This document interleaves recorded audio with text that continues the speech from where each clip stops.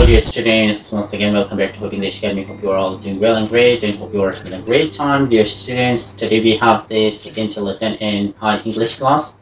So guys, if you want to learn English with me and if you're new on my YouTube channel, so kindly don't forget subscribe to my YouTube channel and press the bell icon to get my only videos notifications. سلام علیکم هله احترامات مو منې ملګرو هله ده چې خو خوشاله اوسئ پر انرژي اوسئ هله ده چې نهمغه وخت ولرئ ملګرو نن ګو تاسو په هاي انګلیش کلاس کې دوهم نمبر درس لرو په دغه درس کې به موږ تاسو د ټینسزو په یو برخه باندې خبرې اترې کوو لکه څنګه چې موږ تاسو په تیر درس کې د ټینس په اړه باندې خبرې اترې وکړلې د ټینس په اړه باندې وغږېدلو چې ټینس څه ته ویل کېږي او همدارنګه څه ارزښت لري زموږ ستاسو په خبرو اترو کې یا موږ ستاسو سره مرسته کولی شي او د څه شي لپاره موږ تاسو ټینس زده کوو نن به راځو موږ تاسو ملګرو ټینس مکمل درې برخې لري چې نن به موږ تاسو په یو برخه باندې غږېږو چې دغه درې برخې تیره زمانه ده او اوسنۍ زمانه ده راتلونکې زمانه ده یعنې دغه درې برخې دي چې ټینس لري او دغه درې برخې بیا څلور برخې د خپل ځان لپاره لري چې په هغه باندې به په سټیج 2 کې موږ تاسو خبرې اترې کوو نو نن موږ تاسو سرسره کې راځو په پاست سمپل ټینس باندې یا په پاست ټینس باندې موږ تاسو خبرې اترې کوو چې پاست ټینس یا تیره زمانه څه ته ویل کېږي او څه مرسته زموږ استاد سره په خبرو اترو کې کولی شي راځئ ملګرو دغه ویډیو زموږ سره تر اخره پورې وګورئ انشاءالله چې ډېره معلوماتي ویډیو به وي نو که چېرته سګرټ مو ترېنه واخیستله د ملګرو سره هم ضرور شیر کړئ او ویډیو ته لایک او که څه نظر لرئ د کمنټ په سیکشن کې کولی شئ خپل نظر مو زموږ سره شریک کړئ یو ځل بیا سلام ملګرو لکه څنګه چې موږ تاسو ویلې چې نن به د پاست ټینس په اړه باندې سرسره کې خبرې اترې کوو عام ډول به ورباندې غږېږو چې دغه څه شی دی او زموږ ستاسو په ژوند کې څه اهمیت لري پاست ټینس له هر څه نه مخکې باید موږ تاسو په دې باندې وغږېږو چې دغه نن موږ تاسو په کوم څه باندې چې خبرې اترې کوو کوم مهم ټکي دي پکې څلور مهم ټکي باندې نن موږ تاسو خبرې اترې کوو لومړی پاست ټینس څه شی دی دوهم ولې دا د وخت د پوهې لپاره مهم دی دریم د پاست ټینس څلور برخې کومې دي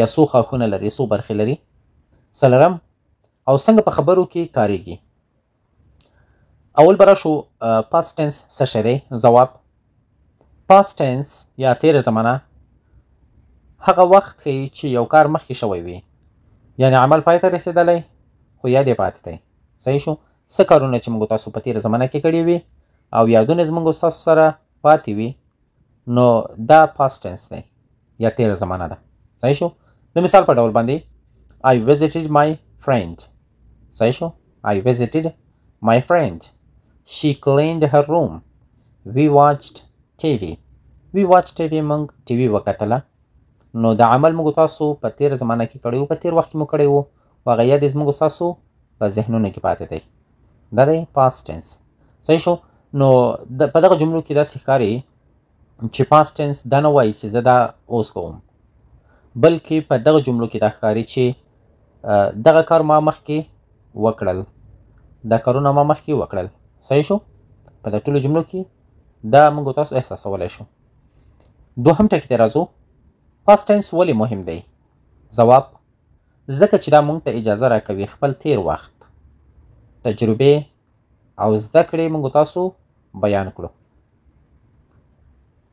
د مثال په ډول باندې I tried ما هڅه وکړه I learned ما زده کړه وکړه I changed صحیح شو نو دا څه شی دی موږ تاسو ته د دې اجازه راکوي چې خپل تیر وخت تجربې او زده کړې په دغه ټینس سره بیان کړو صحیح شو نو پاست ټینس د وخت یوه نقشه ده دا ښیي موږ له کوم ځایه تیر شوي یو یعنې هغه یادونه یې زموږ ستاسو په ذهنونو کې پاتې وي کارونه موږ تاسو په تیر زمانه کې کړي وي صحیح دی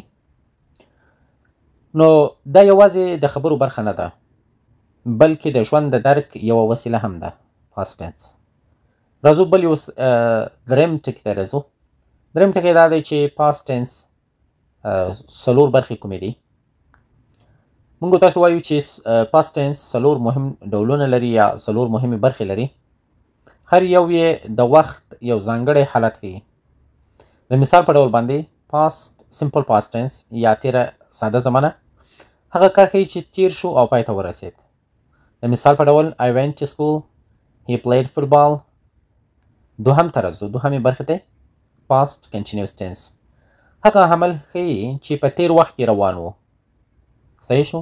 عملونه مو په تیر وخت کې کړي وي خو یادونه یې زموږ ستاسو سره اوس پاتې وي چې په تیر وخت کې موږ او تاسو فلانکی کار کولو فلانکی کار مو کولو. دې ته ویل کېږي past continuous tense. د مثال په ډول باندې I was reading a book. ما کتاب لوستلو. صحیح شو؟ عمل په تیر وخت کې هماغه وخت کې جریان درلودلو اوس نشته. خو هغه یاد یوازې موږ او تاسو په ذهن کې پاتې دی. یوازې موږ او تاسو هغه خپل یاد په past continuous tense سره بیانولی شو.